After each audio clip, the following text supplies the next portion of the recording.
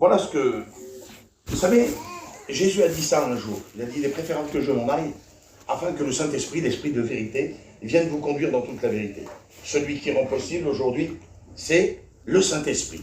Hein? Sans le Saint-Esprit, on ne pourrait pas être là, on n'aurait pas la pensée, on ne pourrait pas suivre, on ne pourrait rien faire du tout. Mais le Saint-Esprit, aujourd'hui, nous conduit, nous dirige dans toute la vérité. Amen, gloire au Seigneur. Voilà. Donc la préfiguration de l'effusion du Saint-Esprit, c'est la Pentecôte. Et puis quand on prend 50 jours après la Pâque, la fête des prémices, des moissons, la Pâque, la résurrection du Christ, le jour de la Pentecôte, les disciples étaient tous ensemble dans un même lieu et ils furent tous remplis du Saint-Esprit. Amen. Et ils parlèrent en langue, gloire au Seigneur. La venue du Saint-Esprit, le jour de la Pentecôte, fit des croyants de l'Église, fit des croyants l'Église, le corps de Christ, la nouvelle naissance. Amen. Nous devenons membres du corps du Christ quand on est de nouveau. Gloire au Seigneur. Amen. S'il n'y a pas de nouvelle naissance, ça ne marche pas. Alors la nouvelle naissance, elle est à partir du moment où on a demandé pardon à Dieu et où on a accepté Jésus. Alors la foi, ça vient de nous, hein. Ça ne vient pas de Dieu, ça. Parce que Dieu nous demande ça, Jésus nous demande ça, le Saint-Esprit nous demande des choses. La foi, la repentance et la conversion. C'est trois choses qui viennent de nous-mêmes. Amen. Vous le savez ça. Trois choses qui viennent de l'homme, mais qui est appuyée par le Saint-Esprit et par rapport à la parole de Dieu. Pourquoi? Parce que quand on entend la parole, la foi naît en nous. Amen. Et quand la foi naît en nous, alors à ce moment-là, on se reconnaît pécheur. Amen. Amen. Donc il y a la repentance. Gloire au Seigneur. On demande pardon à Dieu. Et quand on demande pardon à Dieu, on va encore un tout petit peu plus loin avec Dieu. Et puis on se convertit à l'évangile. On arrête de marcher comme on marchait avant, on fait demi-tour et on marche de l'autre côté. On marche avec Jésus. Amen. Amen. Donc la foi, la repentance et la conversion. Et c'est ce qui fait, à l'intérieur de nos cœurs, ce changement. Il dit, je remplacerai le cœur de pierre que vous avez et je le remplacerai par un cœur de chair. Un cœur capable d'aimer Dieu. Parce qu'on n'était pas capable d'aimer Dieu. On est capable d'aimer notre prochain, notre copain. On l'aime bien, on le prend dans les bras, on l'embrasse. On est capable d'aimer nos enfants, nos petits-enfants, ceux qui sont autour de nous. On est capable de remplir de sentiments dès qu'il y a quelque chose qui ne va pas. On commence à pleurer, et ça c'est tout à fait légitime, vous comprenez bien. Mais on n'était pas capable d'être sauvés. Pourquoi? Parce qu'on n'était pas capable d'aimer Dieu. Mais Dieu a mis dans le cœur de l'homme, et a enlevé ce cœur de pierre, et a mis un cœur de chair. Mais un cœur capable d'aimer Dieu. Amen. Amen. On n'avait pas le cœur capable d'aimer Dieu. On était incapable d'aimer Dieu. Mais Dieu a changé nos cœurs. Il a remplacé par un cœur de chair. Un cœur qui est touché par le Saint-Esprit. Un cœur où Dieu a fait sa demeure. Amen. Et aujourd'hui, nous pouvons glorifier le Seigneur dans nos vies, dans nos esprits. On peut marcher avec Dieu. On se toque sur certains. On est étonné sur certains. On regarde certaines personnes, certains hommes. On est étonné. J'ai mes copains, ça fait 35 ans que je suis chrétien. Ils me croisent encore aujourd'hui, ils me disent, j'aurais jamais cru que tu étais chrétien un jour. Oui, il y a 35 ans, ça fait un petit bout de temps. On ne peut pas croire que l'homme va se convertir. On ne peut pas croire que l'homme va changer. Mais Jésus est capable de changer l'homme. À travers le Saint-Esprit. Amen. Il est capable d'apporter quelque chose à l'homme. Quelque chose de merveilleux. Et l'homme peut changer. Pourquoi? Parce que Dieu l'a décidé. Dieu a échafaudé le plan. Oui, Jésus a accompli le plan de Dieu. Et le Saint-Esprit le rend possible. Et oui, le Saint-Esprit. Alors j'aimerais vous parler du Saint-Esprit ce soir. Amen. Amen. Ça va, vous êtes bien? Amen. Regardez ce que dit la parole de Dieu. Acte 8, 17. Pierre et Jean imposèrent les mains et ils reçurent le Saint-Esprit. Amen. Il leur a imposé les mains et ils ont reçu le Saint-Esprit. Alors j'aimerais mettre une équilibre à ce que je dis ce soir parce que c'est très important. On reçoit le Saint-Esprit à la nouvelle naissance. Amen. Est-ce que tout le monde est baptisé du Saint-Esprit là? Non, pas tout le monde. Qui c'est qui est baptisé du Saint-Esprit? Levez la main. Gloire au Seigneur. Il y en a beaucoup qui ne sont pas baptisés du Saint-Esprit. Alors j'aimerais vous dire que le baptême du Saint-Esprit, c'est la preuve que Jésus est dans nos cœurs. C'est une preuve. Mais en réalité, la preuve que Jésus est dans nos cœurs, c'est quand on a accepté Jésus, quand on est nouveau, et quand on marche avec le Seigneur. Là, on a le Saint-Esprit en nous. Mais la réception du baptême du Saint-Esprit, Et le parler en langue n'a rien à voir avec le Saint-Esprit qui vit dans nos cœurs. Il vit dans nos cœurs, mais la manifestation, c'est de parler en langue. Amen. Mais on peut être très bien converti et ne pas parler en langue. Mais moi, j'aimerais que ceux qui ne parlent pas en langue puissent parler en langue. Amen. Regardez ce que dit la parole de Dieu. Vous êtes avec moi? Les frères, on est ensemble, les serviteurs de Dieu. Dans Jean 16 au verset 7, il nous est dit, cependant, je vous dis la vérité. Il vous est avantageux, c'est Jésus qui parle, que je m'en aille, car si je ne m'en vais pas, le consolateur ne viendra pas vers vous. Mais si je m'en vais, je vous l'enverrai. Amen. Jésus a dit ces choses aux disciples. Ils étaient tous autour de lui, vous comprenez bien que les disciples, ils s'accrochaient à lui et ne voulaient pas que Jésus s'en aille. Vous êtes bien d'accord avec moi? Si on aurait Jésus au milieu de nous, là, on ne voudrait pas qu'il s'en va. Eh bien, c'était exactement pareil, les disciples. C'était leur protection, c'était Jésus. C'était lui, dans tous les coups, quand il y avait un coup dur, quand il y avait quelque chose qui se passait, c'était Jésus qu'on mettait en avant, vous comprenez bien. Ce n'était pas celui qui se mettait en arrière, Jésus. Il était en avant. Et on le recherchait. On a souvent essayé de mettre la main sur Jésus. Mais le Saint-Esprit a gardé Jésus. Amen. Gloire au Seigneur. Et là, il était là, et il annonçait sa parole, et il dit, si je ne m'en vais pas, moi, il dit, le Saint-Esprit ne viendra pas vers vous. Il dit, par contre, si je m'en vais, il dit, je vais vous l'envoyer. Et il y a un désir dans le cœur de Jésus, c'est ça. Il dit, Jésus, je veux que vous soyez avec moi. Il dit, parce que là où je vais, je veux que vous y soyez aussi. Amen, gloire au Seigneur. C'est le désir du cœur de Jésus. Le désir du cœur de Jésus, c'est qu'on soit avec lui. Amen. C'est son désir. Et aujourd'hui, il a envoyé le Saint-Esprit. Il a dit, il est préférable. Je ne sais pas si vous vous rendez compte de l'importance. Écoutez bien, c'est important. Il a dit, il est préférable que je m'en aille. Seigneur, il est préférable que je m'en aille, afin que le Saint-Esprit vienne vous conduire dans toute la vérité. Et aujourd'hui, on est conduit, dirigé dans toute la vérité, parce que nous sommes le corps de Christ. Amen. Gloire au Seigneur. Regardez ce que dit la parole de Dieu. On va un petit peu plus loin. Acte 1, verset 8.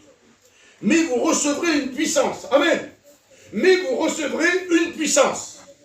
Et dit, le Saint-Esprit surviendra sur vous, et vous serez mes témoins à Jérusalem, et dans toute la Judée, et dans toute la Samarie, et jusqu'aux extrémités de la terre.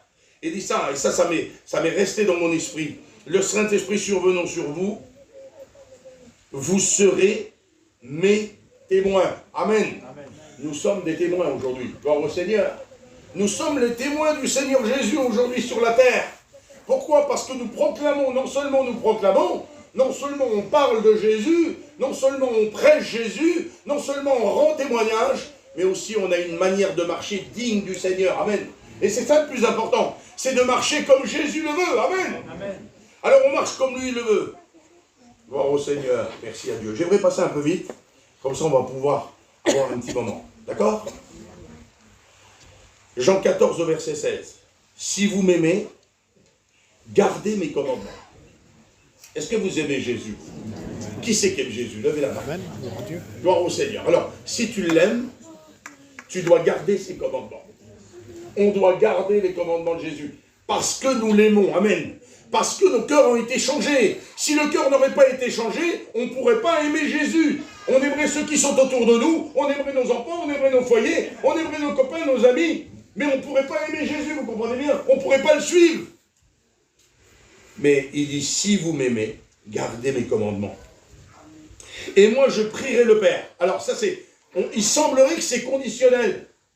Hein? Il dit, si vous m'aimez, gardez mes commandements.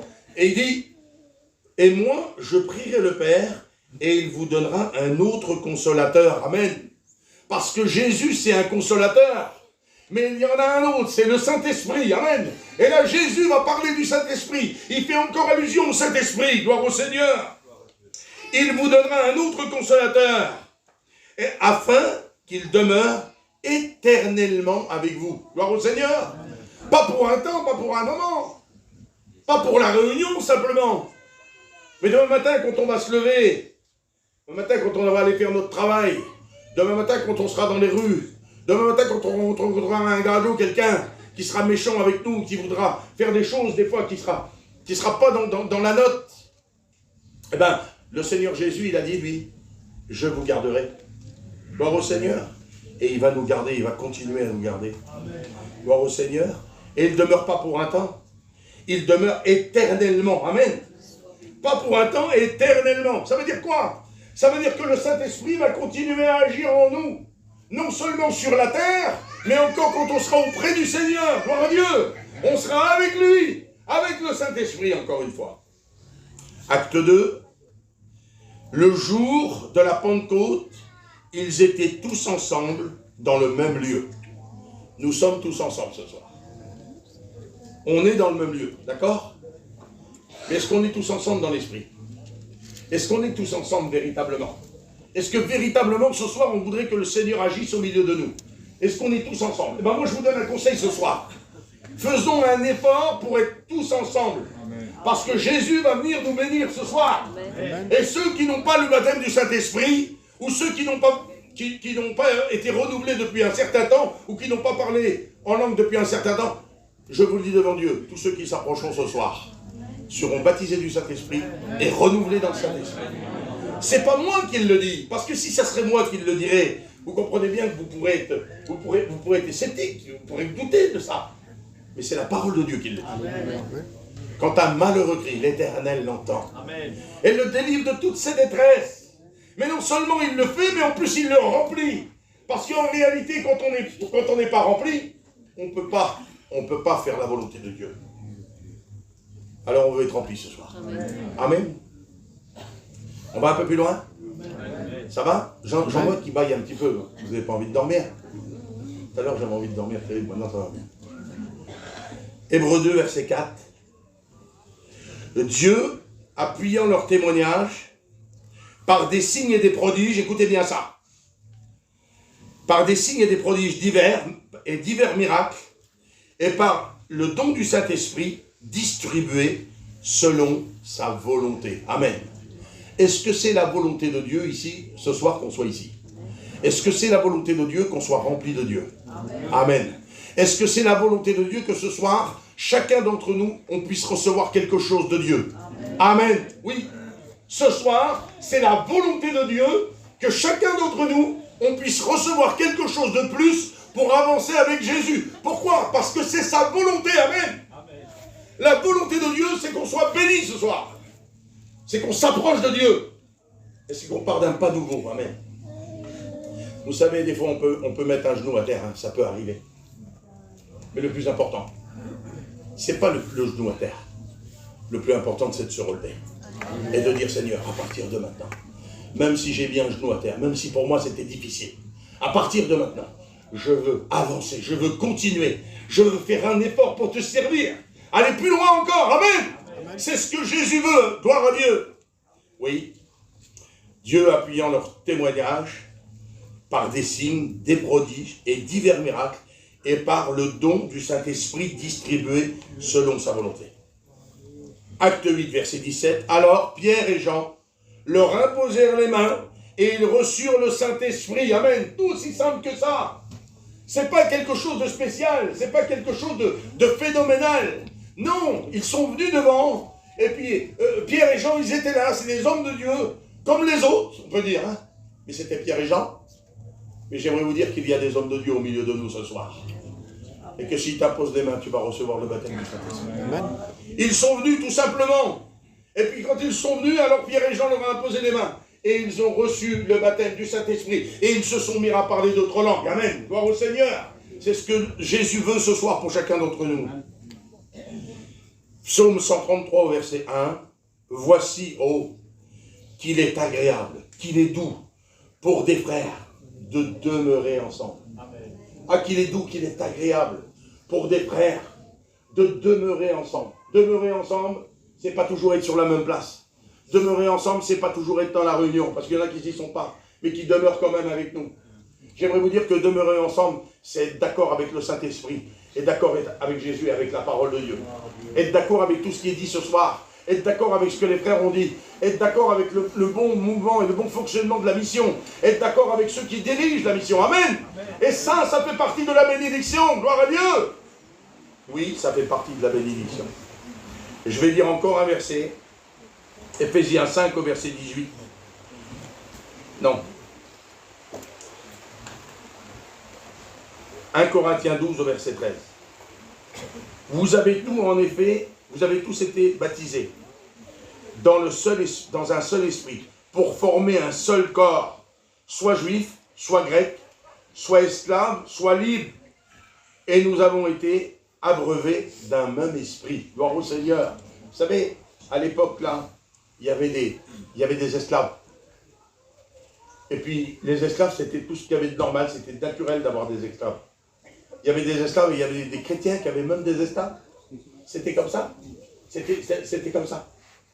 Mais Jésus va mettre un point d'honneur et va dire, vous avez tous, l'apôtre Paul va mettre un point d'honneur et va dire, vous avez tous été baptisés, mais vous avez été tous abreuvés d'un même esprit, que ça soit libre ou pas libre, que ça soit grec ou juif, vous avez tous reçu. Eh bien, j'aimerais vous dire ce soir qu'on a tous reçu de la même façon, mais il faut le mettre en pratique. C'est ça le plus important. Et ce que nous dit la parole de Dieu, c'est de mettre en pratique la parole de Dieu. Et si on met en pratique la parole de Dieu, ce soir, on va être rempli du Saint-Esprit. Amen. Il ne va pas falloir que tu doutes ce soir. Tu t'approches tout simplement. Dire, Seigneur, à partir de maintenant, je veux m'approcher. Peut-être qu'il y a des années ou des mois, je ne sais pas combien de temps, que tu recherches le baptême du Saint-Esprit. Et j'aimerais te dire que ce soir, tu vas être baptisé du Saint-Esprit. Parce que tu le crois. Si tu crois, tu verras. Et c'est la parole de Dieu, c'est pas moi qui le dis. Parce que si ce serait moi, je vous le dis, vous pourrez douter. Non, si tu crois, tu verras la gloire de Dieu. Amen. Tu crois? Eh bien, tu vas voir. Eh bien, je vous le dis devant le Seigneur. Croyez que vous l'avez reçu et vous le verrez s'accomplir. Il y en a qui ne sont pas baptisés du Saint-Esprit. J'aimerais te dire ce soir que c'est ton moment. Peut-être que tu n'y crois pas, et j'aimerais te dire que c'est ton moment. Alors j'aimerais que les chaises devant, on les enlève là. On les mette sur le côté, on ne va pas prendre.